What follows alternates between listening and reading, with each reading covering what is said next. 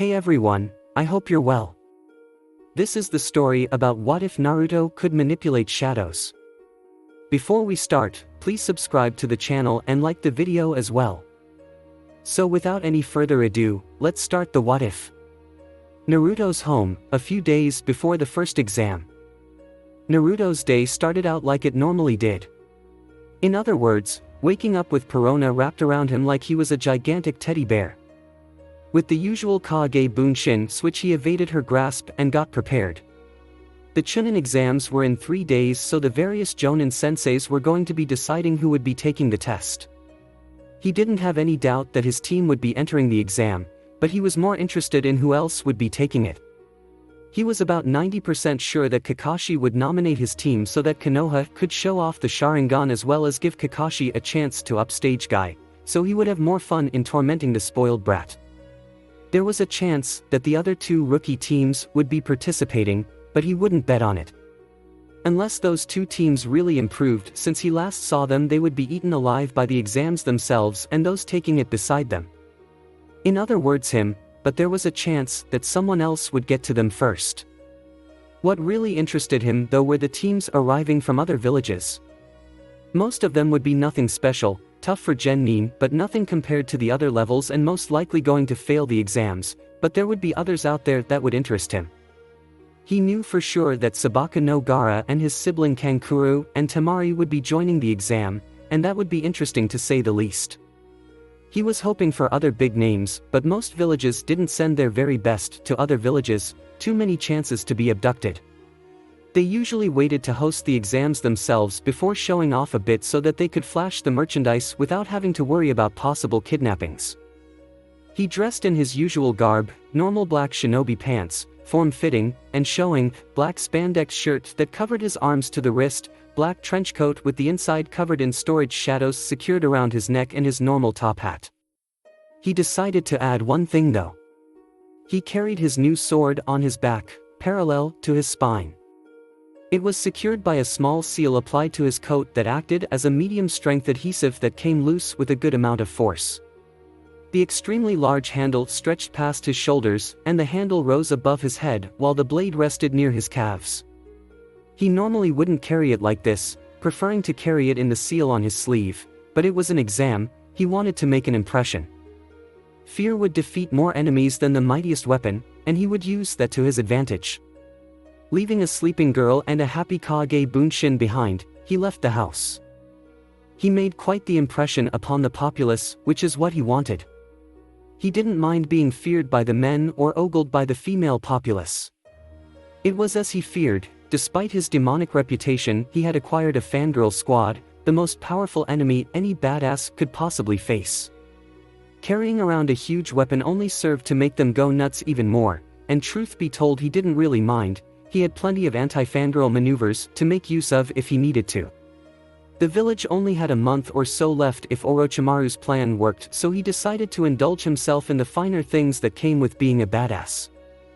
Just because he carried a huge sword didn't mean that he didn't know how to use it. He had been training hard with the large blade and was highly proficient with it. The sword had several special qualities to make use of that would be useful in battle, so he did his best to master it. He had also completed his taijutsu training. Doing that and mastering Zanmato in a month wasn't easy, but he managed to accomplish it by training himself into the ground and then getting up and doing it again. His training surpassed even Lee's insane schedule. His team meeting wasn't for 2 hours, so he decided to take a stroll around the city. It was actually quite a beautiful place and very tranquil. The only real downside was the people. Such a shame that such a gorgeous location had to be ruined by the rude and irritating populace. It was like Paris, but worse. It was made better by the fact that it was in the early afternoon, so most people were at their jobs, so he could enjoy the scenery without the constant glares. His tour of the place was interrupted when he heard a loud scream coming from nearby. Somewhat irritated that something decided to ruin the moment for him, he decided to go take a look at what was going on. What he found was a small child with a strange helmet being held up by his collar by a larger individual wearing black clothes and purple face paint that made his look like a kabuki actor. He had a large bandaged object tied to his back, and there were two other children and that pathetic excuse for a ninja Sakura trying to get him to let go. There was also a rather pretty blonde girl nearby looking irritated at the foolishness. He also noticed that other girl, Ten, was coming toward the scene. The boy in black just said in a growl to the child that hurt kid, "You should really look where you're going before you run into somebody." The boy replied with a smartass remark, so he said, "Well, I guess I'll have to teach you some manners then, won't I?" He raised his hand to punch the kid, but his hand was stopped by a few rocks. He looked over and saw what he already knew was there, Uchiha Sasuke sitting in the tree, looking cool or trying to. He said in as smug a voice as he could, "Why don't you pick on someone your own size?" To make his point, he tossed a second rock, caught it again and then crushed it like it was something impressive. Naruto mentally sighed at what a drama queen the guy was.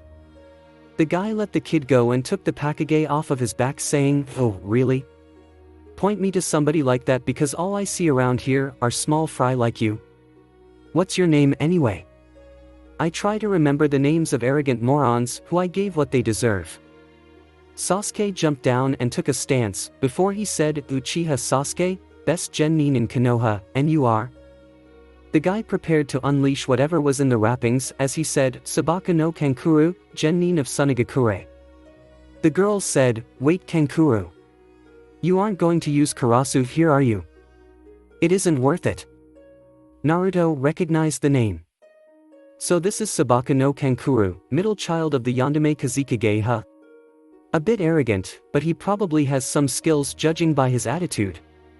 The girl must be Sabaka no Temari, his older sister. Not bad looking by all accounts. Note to self, look her up later. But the question is, where is the youngest child, Sabaka no Gaara? The Jinchuriki of the Ichibi no Tanuki? Oh wait, there he is." Sure enough, a strong killing intent flooded the alleyway, focusing on the pair of Suna Ninja, and Kankuru's face went white.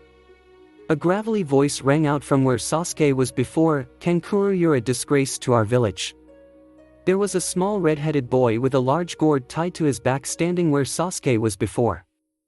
Kankuru immediately put the bandaged object back on his back and said, "But Gaara, these guys were asking for it, and I..." "Shut up." Gaara interrupted his older brother, "If you disgrace our village again, I will kill you." Then he vanished and reappeared near his teammates. Kankuru just nodded, not trusting his voice or his bladder. "Now, come on." He led his elder siblings away. "Hold on, who are you?" Sasuke asked, irritated that he was no longer the center of attention in front of young children and girls roughly his age. Temari looked back and jokingly said, "You mean me?" Sasuke frowned and said, "No, the freak with the gourd. I don't care about you." Naruto frowned at this. The redhead turned back and said, "I am Sabaka no Gaara, who are you?" Sasuke smirked like an arrogant douche and said, "Uchiha Sasuke, strongest genin in." He would have continued on, but he was interrupted by a voice sounding from the trees, Yes, we all know, you're Uchiha Sasuke, strongest genin in your own mind, we've heard it already." As the voice rang out, a figure clad in black descended from the trees near where Gaara was. Sasuke recognized the figure, as did Ten and Sakura. Sakura pointed at him and yelled, "You're that freak who hurt Sasuke-kun." Naruto sighed and said, yes, if you don't want a repeat demonstration performed upon you, then shut your mouth, whore." Sakura looked pissed, but thankfully shut up. Naruto continued on, "Honestly, Uchiha, I am disappointed in you, saying such things to such a beautiful young lady. You should be ashamed of yourself. You should be honored to even have a woman speak to you rather than the men you always prefer." Now it was Sasuke's turn to look pissed off. Ten just looked like she was about to either going to pull a Hinata and faint or have an orgasm from looking at Naruto's sword. Naruto said, "I, on the other hand, would be happy to learn your name, miss." Temari blushed slightly at such a good-looking guy asking her name, but she managed to stammer out, Sabaka no Temari." Naruto smiled and said, "I am pleased to meet you, Temari-chan. I am Uzumaki Naruto, the real strongest genin in Konoha." He bowed slightly as he said this, making Temari blush even more to Naruto's delight. Sakura managed to reclaim her voice and said, "Hold on, you guys are from Sunagakure, right? Even though Konoha and Suna are allies, you can't just walk into our village without a reason. State your purpose." Naruto rose from his slight bow while Temari looked at her and said, "Isn't it obvious?" Sakura shook her head and said, "No, now what's your purpose here?" Naruto sighed and said, "They're obviously here for the Chunin exams, you ignorant bitch." Sakura looked pissed again, but Naruto didn't care. He looked at Temari and said, "Excuse the whore's ignorance, she's a fangirl, I'm sure you know the type. If it doesn't have something to do with her precious Sasuke-kun, then it can go pound sand for all she cares." Temari nodded. Having met several people in her academy days, they rarely lasted long, but this one must have been an exception. Sasuke looked up and said, "Chunin exams?" Temari looked at him and said, "They're the tests that genin take to be promoted to Chunin, of course. Don't tell me you haven't heard of them." Naruto sighed and said, "It doesn't matter if people like him know of them or not. They're rookies, straight out of the academy, who still believe in childish fantasies and delusions of power. I personally thank the gods that idiots like them won't enter the exams, otherwise they'll give the entire village a bad name." Temari nodded, understanding the point. Temari looked and realized that his brothers left her behind. She turned to leave and said, "I have to catch up with my brothers before they get into some kind of trouble, so I'll see you later, Naruto-san." Then she ran off to catch the other two. Naruto waved and turned to the group of inexperienced ninja. "Now then, what were you all saying?" Sasuke and Sakura looked pissed while Tenten rushed over to him with hearts in her eyes and asked, "Can I look at your sword?" Naruto eyed the girl strangely and said, I'm sorry." Tenten took a breath and calmed down a little before saying, "Can I look at your sword?" Naruto smiled a bit before saying, "Sure, why not," before reaching back and taking the sword from its place, holding it horizontally in front of him for the girl to admire. Tenten looked at the sword from every angle, loving it more and more every second. The blade was the finest she had ever seen. There wasn't a single flaw to be found anywhere on the steel. The hilt was crafted exquisitely from gold and saw not a single scratch upon it, and the small gems that were embedded in the metal were bright and lustrous. The large sapphire set in the pommel was of the same bright blue as Naruto's eyes. She noticed and couldn't help but admire the work of art that was this enormous sword. She just managed to say, "Oh my god, this is the best sword I've ever seen. Where did you get this?" She looked up expectantly. Naruto just smiled as he placed the blade upon his back before saying, "I forged it myself. Now if you'll excuse me, Tenten, emo, whore." He vanished, leaving one enamored ninja and two pissed-off wannabes. Team Guy Training Ground. Naruto arrived at the training ground for the first time in a while. He had managed it by giving Guy the story that he was going to be training on his own, which wasn't really a lie. The spandex-clad Jonin yelled out, "Hello Naruto-kun. It has been a while, my ever-youthful student. How did your private training go? Did you master any powerful taijutsu?" Naruto said, "Hey Guy-sensei, sorry I couldn't be here sooner, but my training just took that long. As for the new taijutsu, I actually did. I managed to complete my new style. I can proudly claim that when it comes to taijutsu I am a match for anyone except maybe you." Guy laughed and said, "Good to hear, my student. Now work even harder to surpass me." He gave him the dreaded nice guy pose, before continuing, "I also noticed that you're carrying a rather fine sword, Naruto-kun. Where did you get it?" Naruto smirked and said, "I made it myself, of course. You'd be surprised what kind of stuff you come up with to occupy free space in your house. And before you even ask, yes, I can use it quite well. Despite its size, it is actually very light." Guy did another pose, before saying, "Excellent, my eternally youthful student. Now that you are all here, I can give you what I hope will make your day." He took out 3 pieces of paper and handed one to each of the 3. "These, my youthful students, are applications for the Chunin selection exams in 3 days. If you want to enter, simply sign your form and turn it in at room 301 in the academy 3 days from now. However, if you don't want to enter, you don't have to. Think carefully before taking the exams as... He stopped in mid-sentence as he saw that Naruto took up a pen and signed his form before handing it to Lee, who did the same before passing the pen to Neji, who signed his form before giving it to Naruto, who made it vanish into his coat. Do you actually think that we would pass this up, Guy-sensei? If you did, then you are crazier than you look.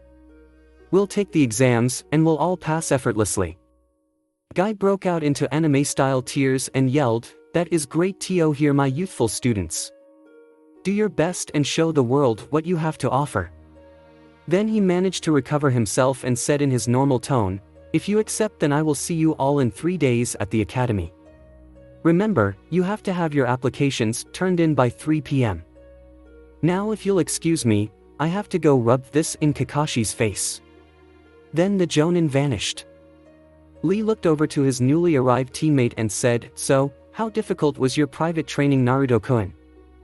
Naruto looked at the spandex-clad, over-hyperactive Genin and said, "The training I underwent was about 10 times more difficult than yours. I hope to meet you in combat during the exam, Lee, so that I can show you my new style. But you'll have to wait until then. Excuse me." Then he vanished, leaving a newly determined Rock Lee shouting that he will redouble his training to catch up, and a stoic Neji who decided to go home. Hidden caves. Naruto went back home and from there to the caves. Haku was supposed to wake up today. He didn't expect her to sleep for this long, but the massive shock of being nearly killed, the close call with hypothermia from the cold water, and a number of other factors added up, and her body needed rest to sort everything out.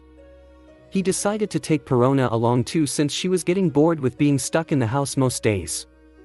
The best entertainment she got was letting a ghost outside and watching as the people freaked out. No one actually believed that it was a real ghost, mind you. Everyone thought that it was Naruto casting a genjutsu because he was bored, well, everyone's sane at least. As for the Kyuubi haters, well, take your pick of nasty rumors. When they got there, it seemed deserted, as it always seemed. Most of the zombies stayed dormant in coffins until they were needed, so the only people around were Haruka, Yukino, Absalom, and Hogback. Absalom was reading his pornography. Haruka and Yukino basically did whatever they did to relieve the boredom, usually reading manga of some kind. And Hogback had zombies to design and then build with the help of his assistant, the zombified Kage. After a while they found the doctor working on Zabuza's body. There was already a new heart in his chest and it was operational. There were also several limb and organ transplants and other surgeries that made the body more powerful than it was in life. Hogback told them that the other 3 were asleep and that Haku should be waking up any minute. They left and Hogback got back to work. Perona decided to go take a look around since it had been a while since she had been there while Naruto went into the room. He had barely approached the bed before the supposedly sleeping girl went for his throat with a scalpel she had gotten from somewhere and kept hidden under the sheets. He grabbed the small yet sharp knife with ease and pushed her down onto the bed. She yelled, "Where is he?" Naruto pocketed the scalpel before saying, "Where's who?" Haku looked at him saying, "Where's Sabuza-sama? What have you Konoha bastards done to him?" Naruto looked at her saying, "Konoha? Please, I'm no Konoha ninja." "Well, I am, but I'm more of a traitor than a loyal subordinate.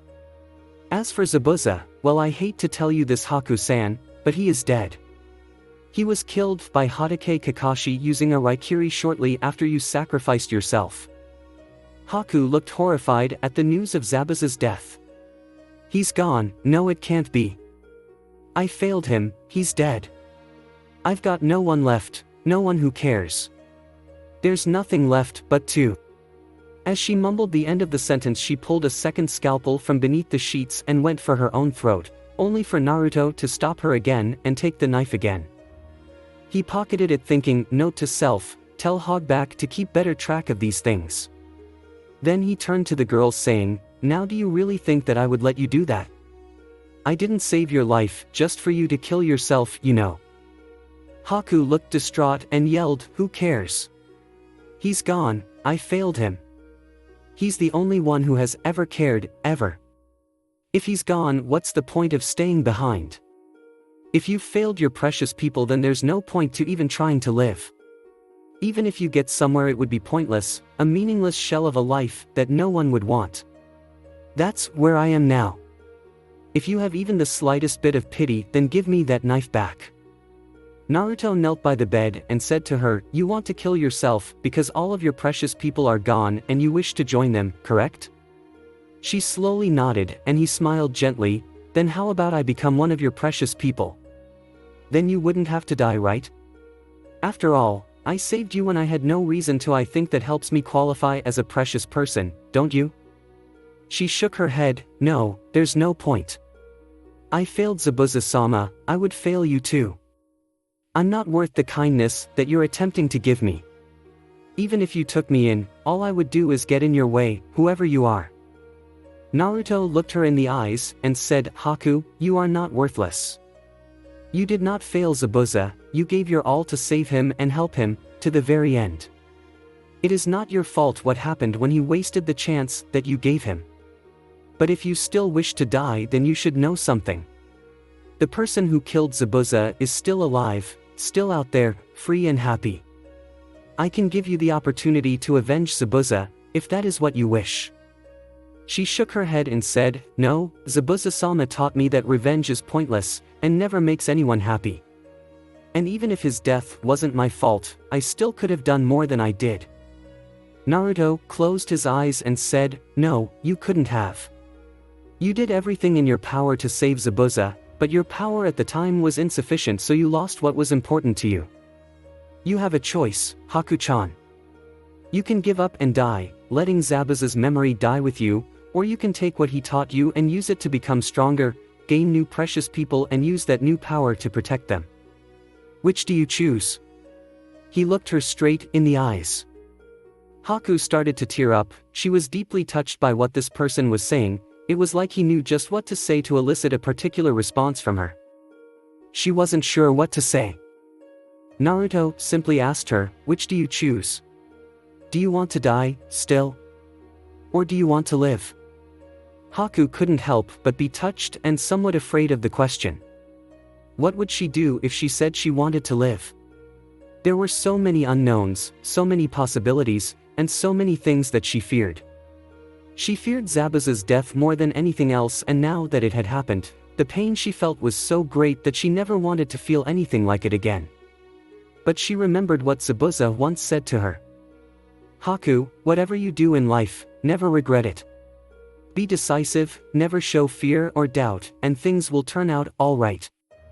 She couldn't help it, she cried. She cried and grabbed the man's shoulder, whispering, "I want to live, I want to live."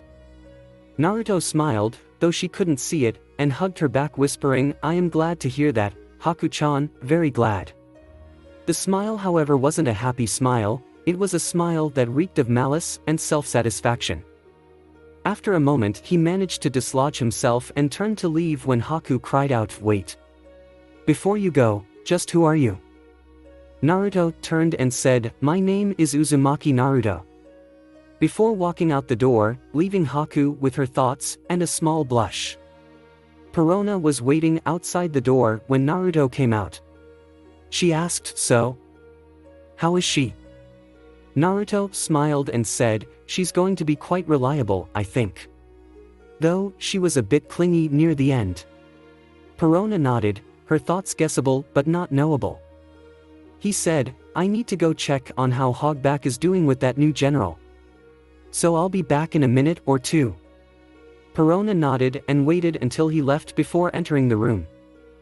Haku looked up and said, "Naruto-kun," as she heard the door open, only to see a strangely clad girl with pink hair instead.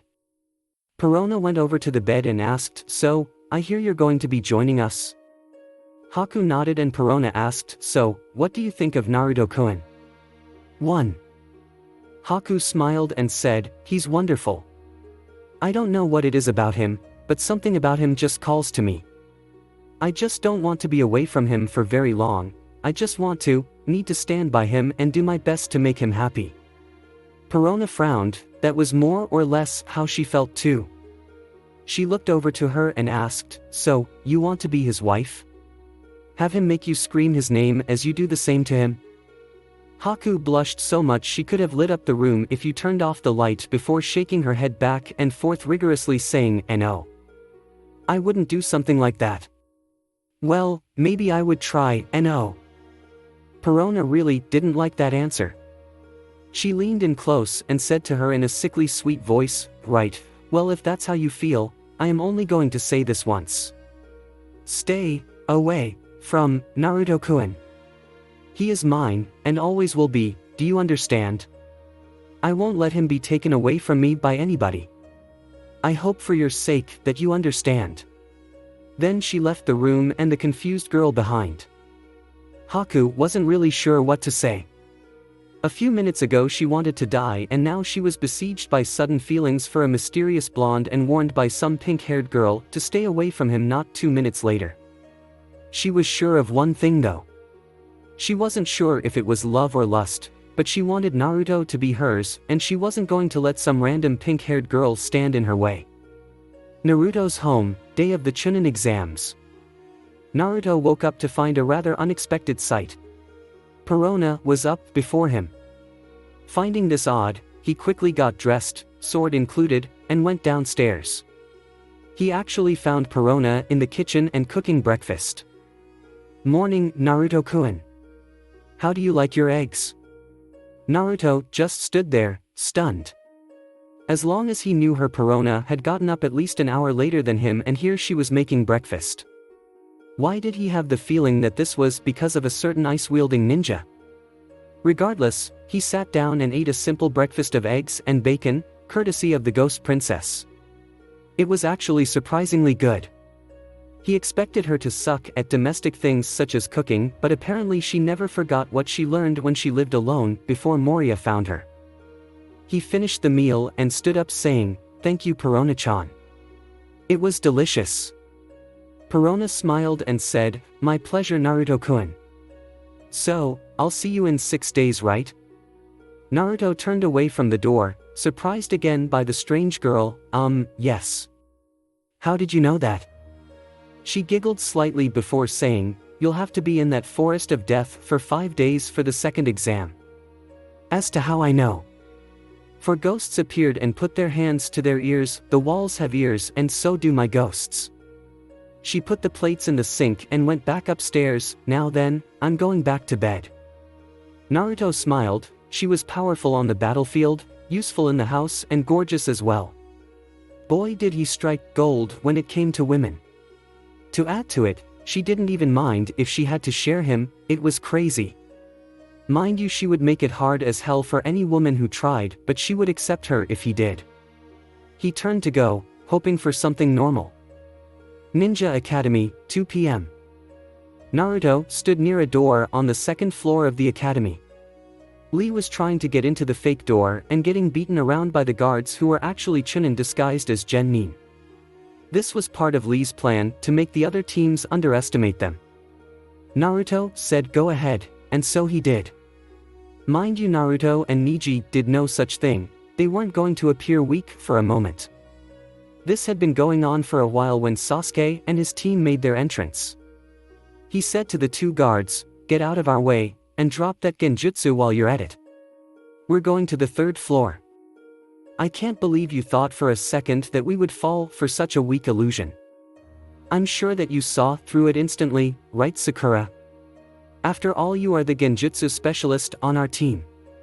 Sakura looked up at Sasuke talking to her and nodded the affirmative while the illusion on the door number vanished, replacing the previous 301 with the real number 201.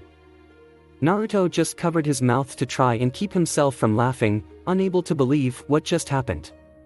The Uchiha not only allowed at least 30 ninja to continue on to the real exams when they would have been stopped here, but he also revealed the specialty of one of his teammates. He just classified himself as an S-class moron. Did he even know the meaning of trying to find out more about your opponent than they know about you?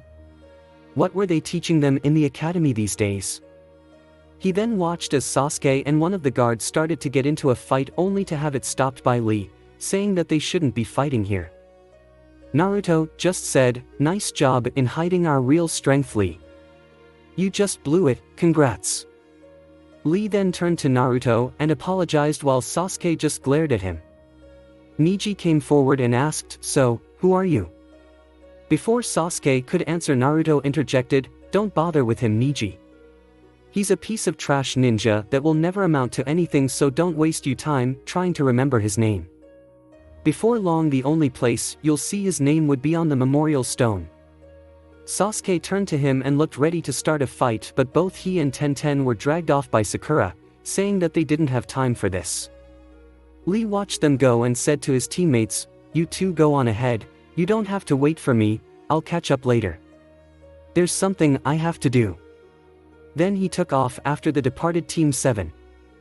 Niji turned to go, but Naruto said, "I'll catch up later too, Niji. If Lee is going to do what I think, it will be pretty entertaining and I don't want to miss it." Niji shrugged and continued on while Naruto briskly walked after Lee. Random room with a large expanse of floor. Naruto hid himself with a genjutsu and kept pace with Lee. Lee entered the room through a balcony and yelled out, "Hey you, with the attitude." The three members of Team 7 below looked up at where the voice was coming from as Lee jumped down to the floor and took his taijutsu stance. Naruto just sat on the railing and settled in to watch the show, box of chocolate truffles in hand. Sasuke looked back at him as Lee said, "It is only polite to introduce yourself first before demanding the names of others, correct? I am Rock Lee, and I want to fight, right here, right now." Sasuke turned to face him fully as Lee continued, "I have heard many things about you, Uchiha Sasuke, and the Uchiha clan. I want to see if it is true. I believe that you will be a good test for me. You see, Sasuke, out of all of the top Konoha Genin, I am the best. Fight me now and I will prove it. You cannot defeat me, your skills are inferior. Also," he looked at Sakura, "will you please go out with me? I promise to protect you with my life." Lee promptly got told to take a hike, which Lee could have taken better but returned his attention to Sasuke. Sasuke said, "You know about my clan and you still want to fight me? You must be dumber than you look. But this will be fun, to beat you around, let's do it." He took a taijutsu stance as Sakura looked at the nearby, conveniently placed clock and said that they only had 30 minutes to get their applications in. Sasuke silenced the girl and said, "Don't worry Sakura, 30 minutes is plenty of time, this will all be over in 5 seconds. Then, he charged forward. Lee thought to himself, "Please forgive me Gai-sensei. I know that it is forbidden, but I may have to use that jutsu." Then Sasuke got in range and tried to punch Lee, only for the spandex-clad Genin to vanish. Lee appeared in the air behind Sasuke and yelled, "Konoha Senpu," as he drove a kick towards Sasuke's head. He avoided it, but Lee landed on his hands and swept another kick towards the Uchiha, who put up his guard. Lee made half of a tiger sign, which Sasuke saw before the kick went straight through his guard and connected with Sasuke's face, sending him back towards his teammates. Lee got into his normal stance and Naruto stifled his laughter. Sasuke mumbled to himself, "What's going on?" as he started to get up. Meanwhile Sakura was wondering how that just happened since Sasuke had his guard up. Sasuke thought to himself, "He's using some technique to get to me, but which is it? Ninjutsu or genjutsu?" He got up and faced Lee, who knew what Sasuke was planning to do. Sasuke thought to himself, "Okay, this is good, he's right where I want him. Whatever trick he's using, I'll see it now." He lowered his head and activated his newly found second-level Sharingan. Sasuke mumbled to himself, "I've been waiting to try this out for a while now." Sakura thought to herself, "Could it be the Sharingan?" as Sasuke raised his head and showed his now red eyes. Sasuke's amazing. If it's like Kakashi-sensei's Sharingan, he'll be able to read this guy's jutsu and nail him. You'll never know what he'll do next. He's getting stronger every day, just what you'd expect from an Uchiha. Sasuke would never lose to a guy like this, now wait, as Sasuke charged forward. Lee thought to himself, so that is the Sharingan, the supposedly all-powerful Dojutsu. Naruto smiled as Sasuke charged forward, eyes wide open and ready to read any of Lee's ninjutsu or genjutsu techniques. Naruto thought to himself as he popped another ball of chocolate into his mouth, "That Sharingan won't help you here, little boy. Sakura looked on in shock as Sasuke got knocked back again with yet another kick to the face. Lee said, "You see, my technique is neither ninjutsu nor genjutsu," as he ran forward and engaged Sasuke in more close combat. Sakura and Tenten looked on in shock and satisfaction respectively as Sasuke took another hit to the side of the head. Naruto smiled and ate another truffle. Sasuke threw a punch only to have Lee grab his arm, move it into the air and elbow him hard in the stomach, causing Sasuke's eyes to go wide with the sudden pain. Sasuke stumbled backward as Lee said, "You get it now? I am using just taijutsu, that means no tricks, Sasuke." He vanished and reappeared behind the Uchiha. "It is just straight martial arts, nothing more." Sasuke tried to hit him, but Lee jumped back and resumed his normal stance. Lee said, "I know your technique, and you can forget it, it won't work, not on me. I know that you can see your opponent's jutsu. That Sharingan gives you the ability to read your opponent's chakra and decipher his hand seals and movements. Through this, you can guess what he is going to do almost before he knows himself. The problem with that is that taijutsu is a little bit different. I do not try to hide or disguise my moves, I do not have to. Even if you can read them, you still cannot stop them, you are too slow." Sasuke was getting pissed at this guy practically putting the weaknesses of his clan on display at this point, but Lee continued on. "Your eyes may be quick enough to stay one step ahead of me, but if your body cannot keep up, what good does it do you? You know what? Here is what I believe. There are two types of ninja in the world. Those like you, who are born with natural talent and don't have to work at it to be good ninja." Sasuke gave into his anger and charged forward to throw a few punches, which Lee easily avoided, "and those like me, who have to work hard and train every day of our lives. The fact is that your Sharingan is the worst possible match for my extreme taijutsu. Here is what I mean." Then he kicked Sasuke in the air and vanished, reappearing behind Sasuke in midair.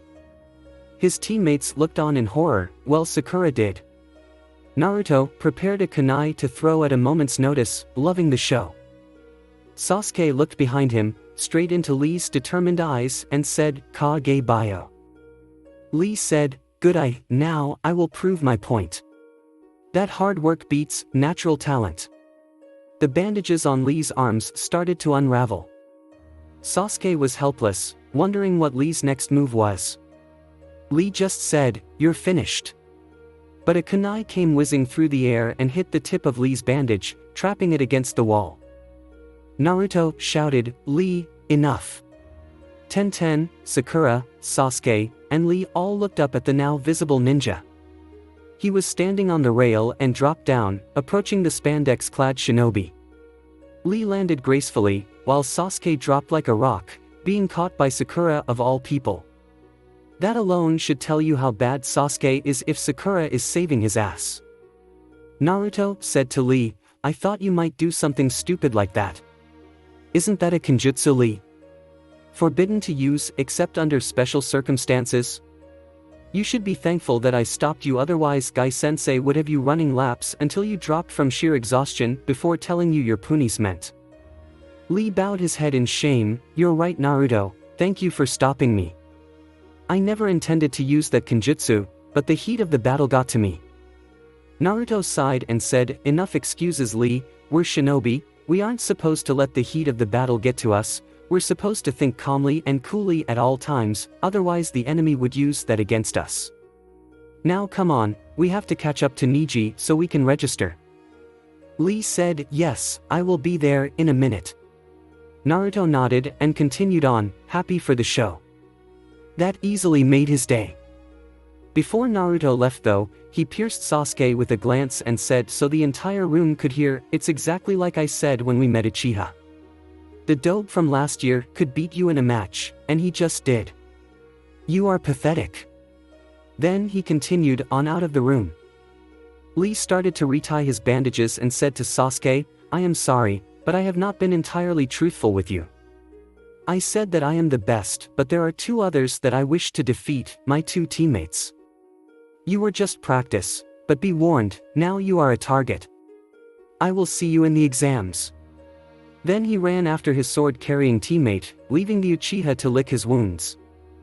Guy was watching the whole thing and thought, I am proud of you, Naruto, you are becoming a real leader and a good teammate to stop Lee from doing that. You would make a pretty good sensei yourself one day. Then, he disappeared to meet his team. 2. Ninja Academy, Room 301. Naruto, Neji, and Lee were sitting in the room, waiting until 3 o'clock when the exam would begin.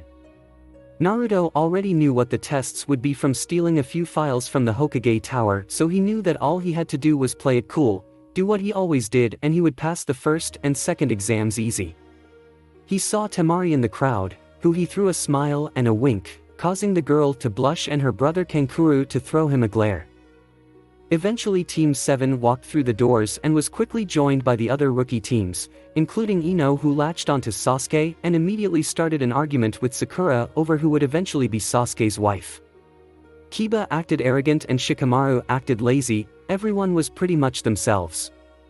Naruto had to mentally laugh at the pure idiocy of the rookies, drawing attention to themselves like that.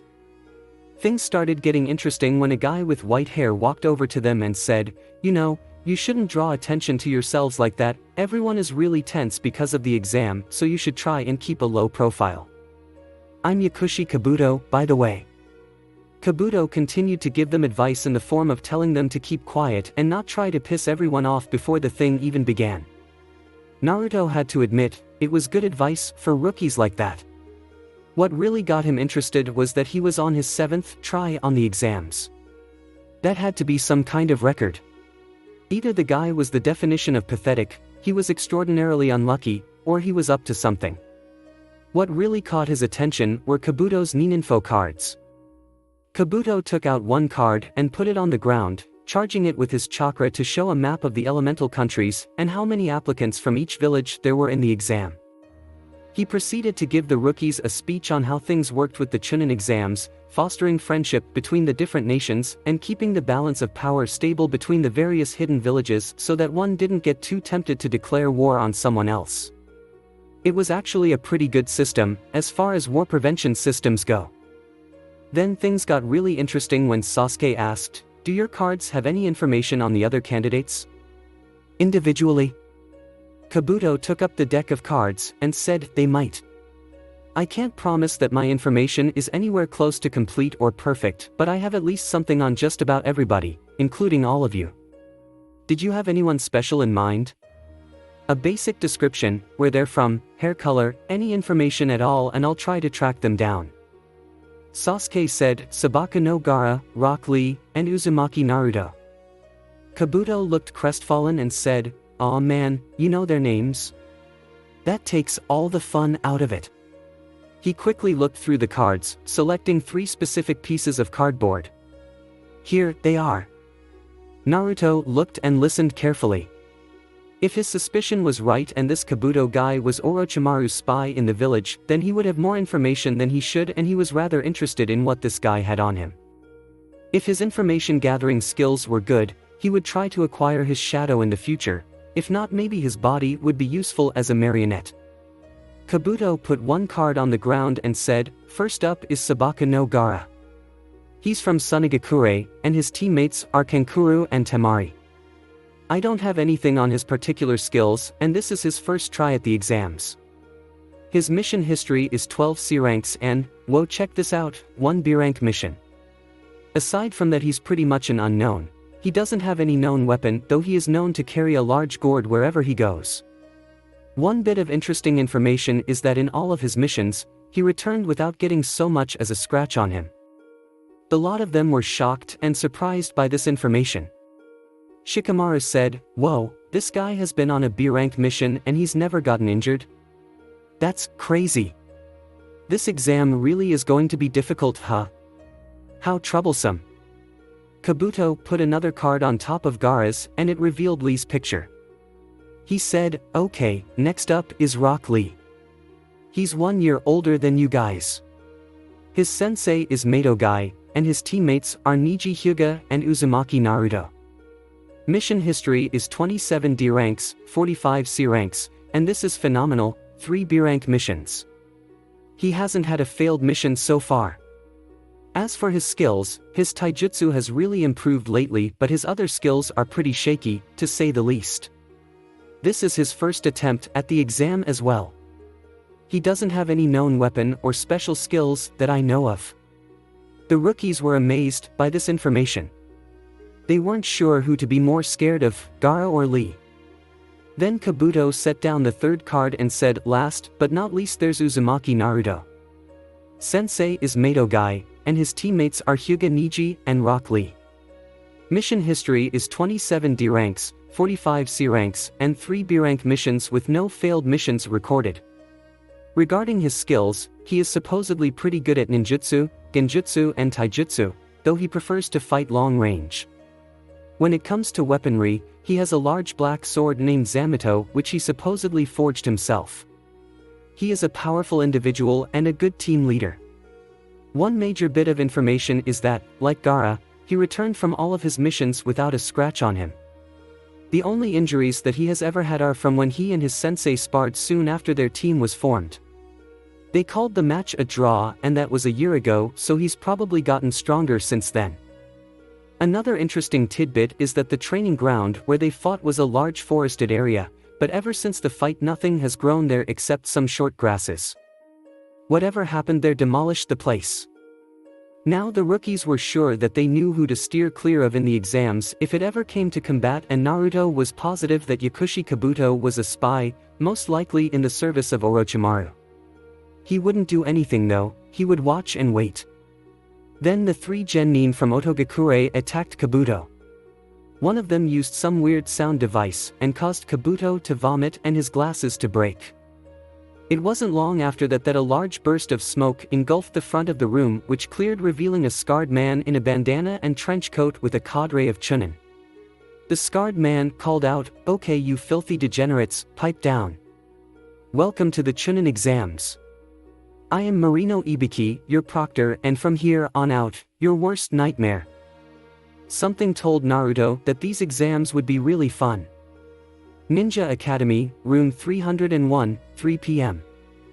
The 100 and something genin were sitting in room 301 for the first exam. The point was to answer 10 questions that normal genin shouldn't have been capable of answering.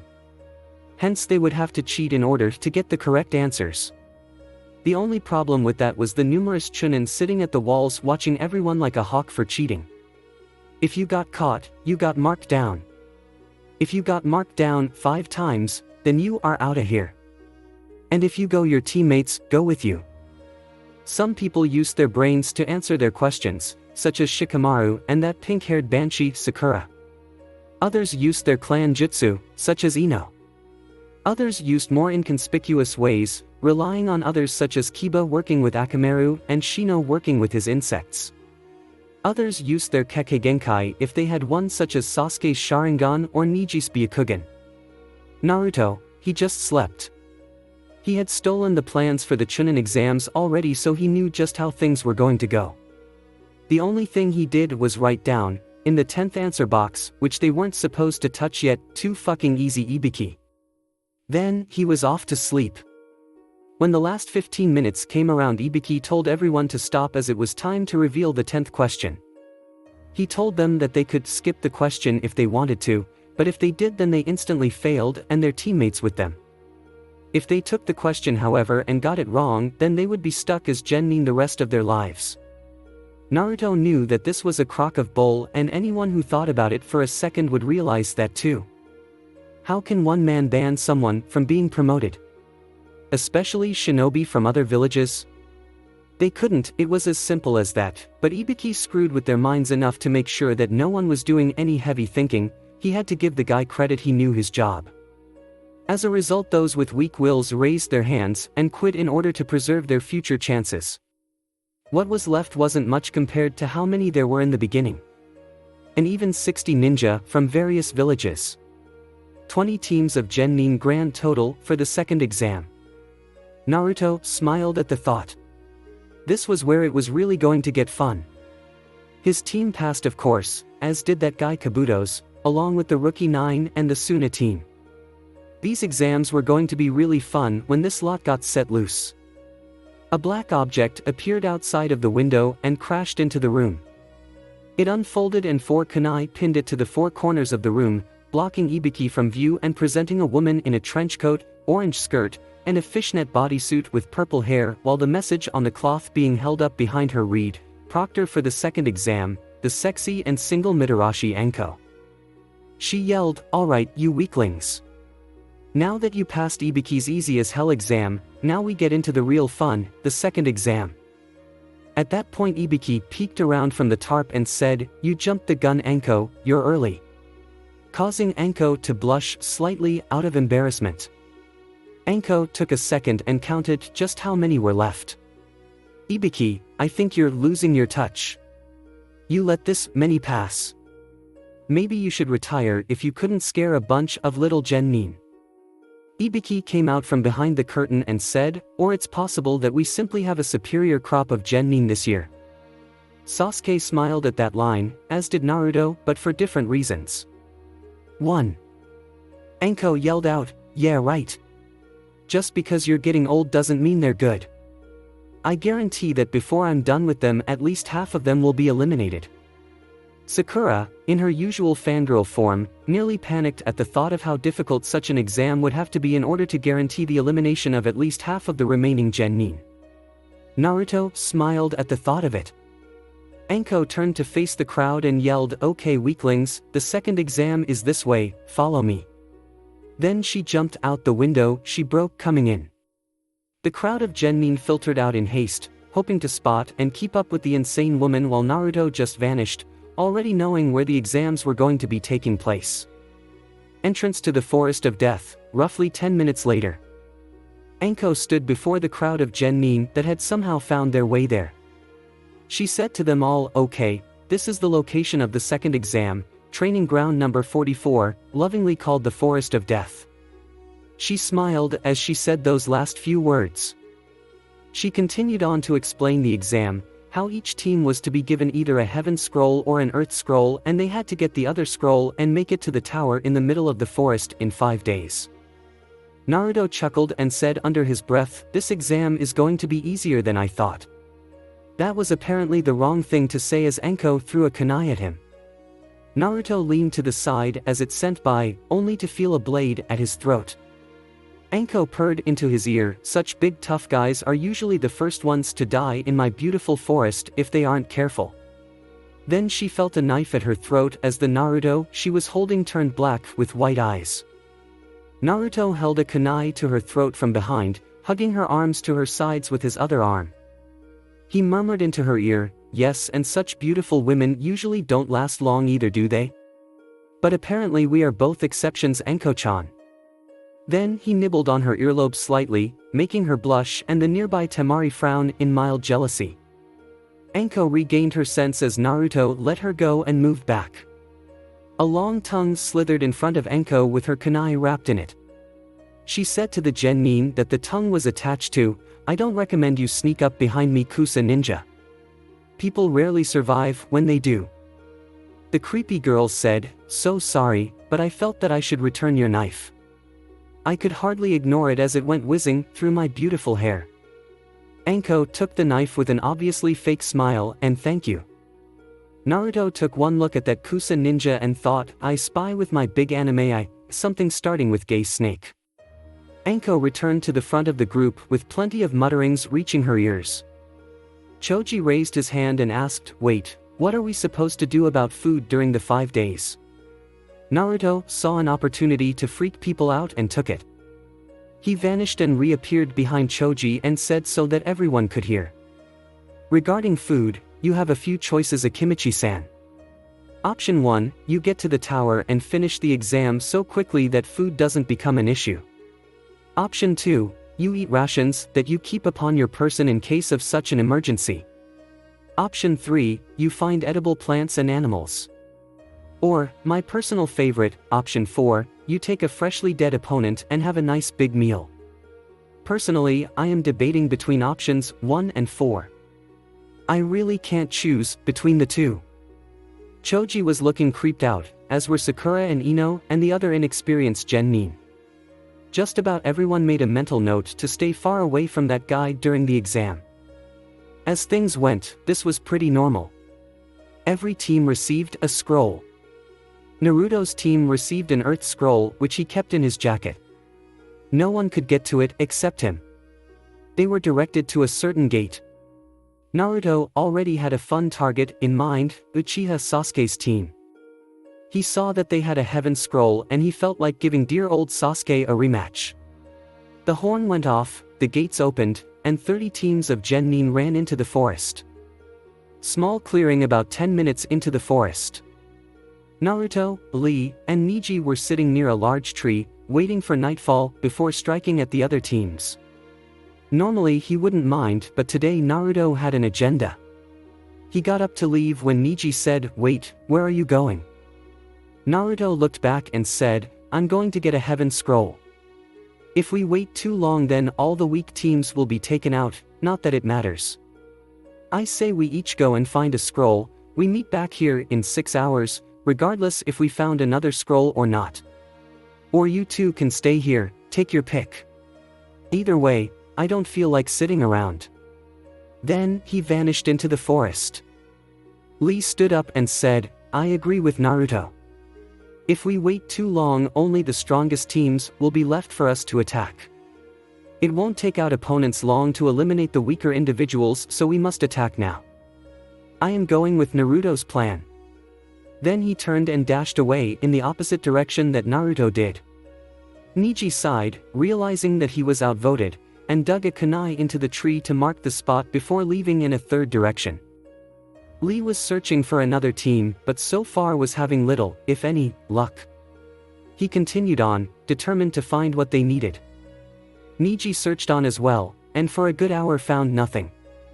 He eventually came across the hidden Team 10, whom he quickly located hidden in the bushes. The blonde one tried an amusing tactic of seduction, as though she had a chance, but was blown off. Neji just said, "Please, the others would laugh at me if I took a scroll from a weak team like you," before continuing on his search. Naruto, however, was much more mellow in his search tactics, not as rushed as his other teammates. He knew that his target was the Uchiha's team, but he trusted the weakling to last long enough for him to get there. He was hoping to reach him before Orochimaru did.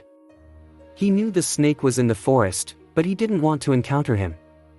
He was a Sannin and he wasn't sure if he could win. Plus Orochimaru was a necessary piece to the puzzle of Konoha's annihilation, so he couldn't attack him now. He also knew that he would likely be after Sasuke as well. The snake coveted the Sharingan and Sasuke was his one chance to obtain it in the near future.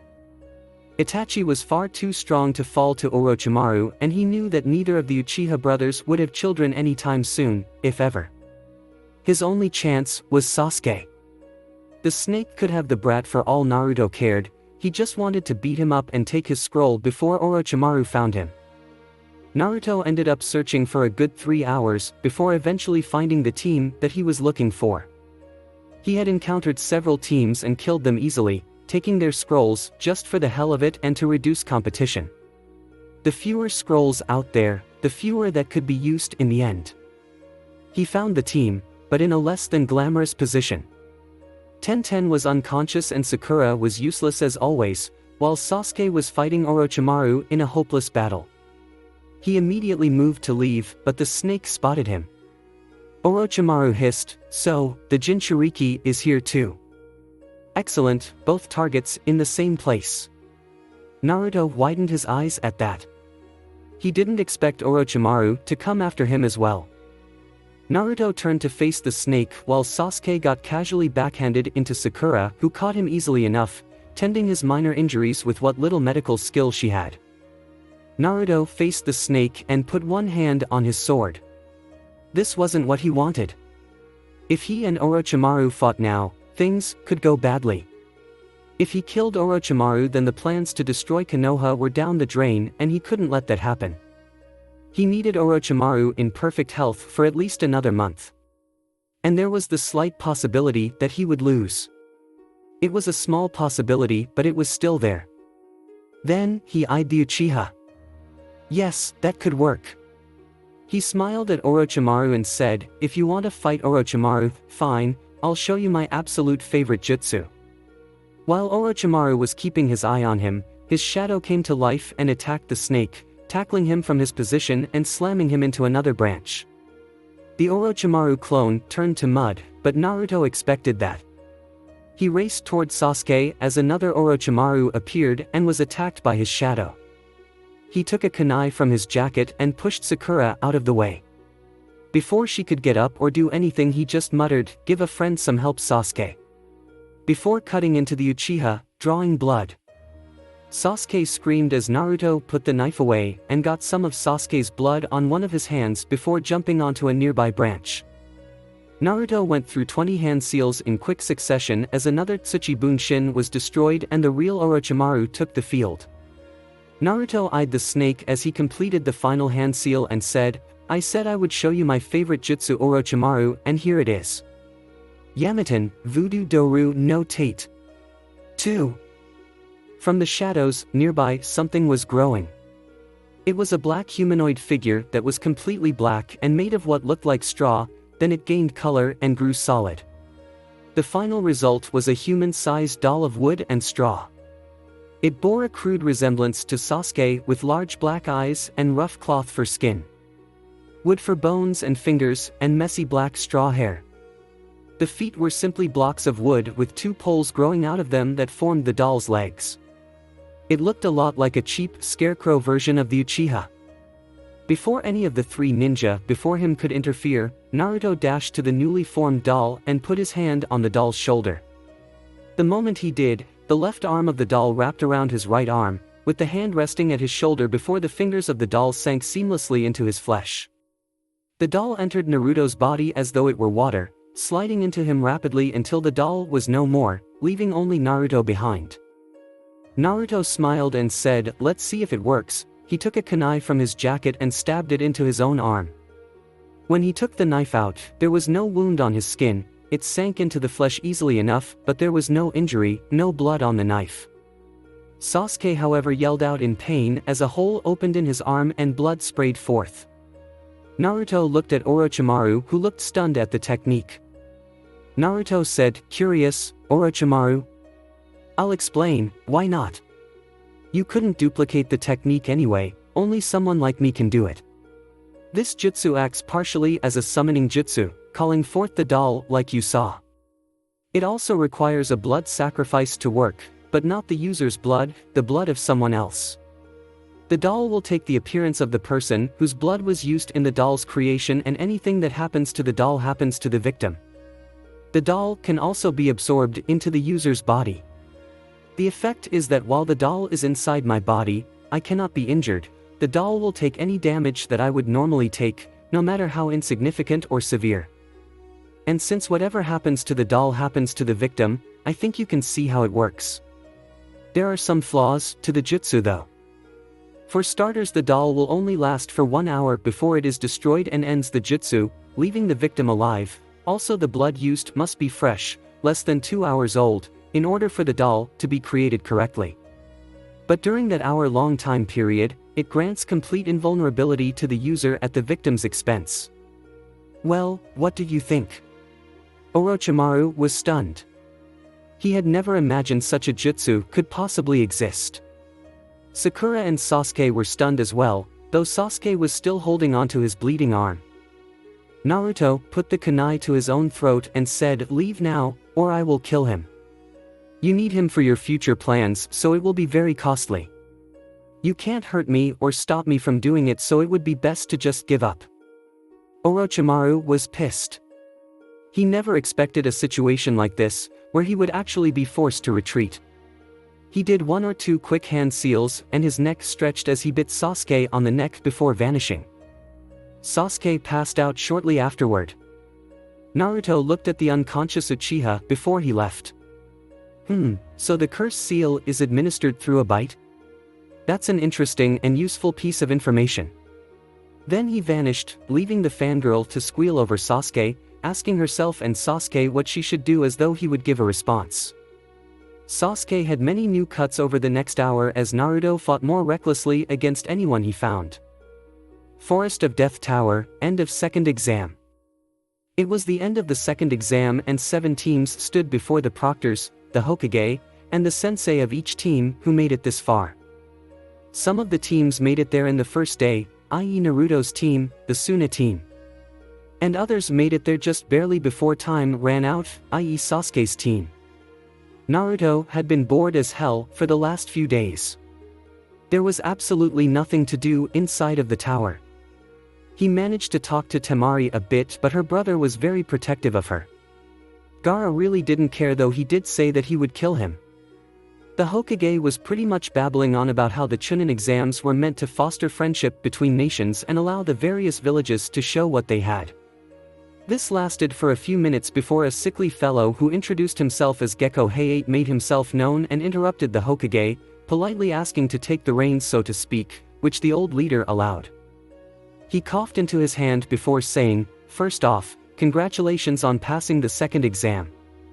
Now then, I am sorry to say this, but before the third exam can begin, we need to put you through a round of preliminaries first." This was met with general outrage. The pink-haired banshee screeched, "What do you mean we have to go through preliminaries? We just went through that monstrous forest and now we have to go through preliminaries." Hayate coughed before saying, "Yes, I understand that you just came out of the second exam, but it is possible that the first 2 exams were too easy. The third exam will be observed by royalty, noblemen and women, the Kazekage, and many other important people. We cannot afford to give them anything other than the best of the best, so we must slim down the remaining number of candidates. The preliminaries will be 1-on-1 matches. The matches will be continue until one of the 2 combatants gives up, is knocked out, or dies. If a battle seems hopeless, then as referee I can step in, but other than that anything goes. Before we begin, would anybody consider forfeiting? If you want out, now's your chance." Sakura actually tried to convince Sasuke to give up because of the mark on his neck, but he declined. He said, "Sakura, I could care less about being a Chunin. That means nothing to me. What matters to me here is seeing how strong I am. I can only do that by fighting the strongest, the best and all of the best." Images flashed through his mind: Gaara, Neji, Lee, Naruto, the best are right here in this room. Then he grabbed his neck again, ruining the moment. After a moment Hayate said, "Since no one will forfeit, we have an uneven number of people. As a result, someone will have to fight twice. Would anyone like to volunteer?" The words were barely out of his mouth before Naruto raised his hand and said, "I volunteer. I've been doing nothing for the past 4 days except sit around this tower, bored rigid. I could use some combat to help knock off the rust." Hayate nodded and said, "Very well then. Uzumaki Naruto will fight twice. Now then, the first match will be..." A panel opened up on the wall behind them, revealing a black screen. Names flashed across the screen before settling on 2 in particular. Uchiha Sasuke vs Akato Yoroi. The battle didn't last too long. Sasuke consistently tried to use his Sharingan to the point where his curse seal almost broke loose. It didn't take over, but it gave him the strength he needed to best the superior Yoroi with a move that he stole from Lee and modified, the Shirshir Rindan. Naruto just shook his head. Can't this guy do anything that doesn't involve stealing someone else's hard work? Then Kakashi took Sasuke away to get the mark sealed away. Naruto noticed that the sensei for the sound trio left soon afterwards. The next round was a lot faster. Yakushi Kabuto vs Inuzuka Kiba. It didn't last long because Kabuto forfeited. He said, "I'm sorry, but I was hoping to be put against a weaker opponent. I am pretty exhausted from the second exam, so I pretty much put my fate in the hands of luck, but she failed me and I was put against an opponent I couldn't possibly beat in my current state." Then they both went up to the stands. Naruto found himself slightly disappointed. He was hoping to see what Kabuto could do. Naruto looked up at the board, hoping for his name next to that of somebody powerful. After a while his patience was rewarded and he made his way down to the arena. The words on the board were Uzumaki Naruto vs Sabaka no Gaara. Thanks for watching. I hope you guys enjoyed. If you did, comment down below and let me know. Also share this video with your friends. I have created a playlist of this what if where you guys can find all the parts. See you in the next video.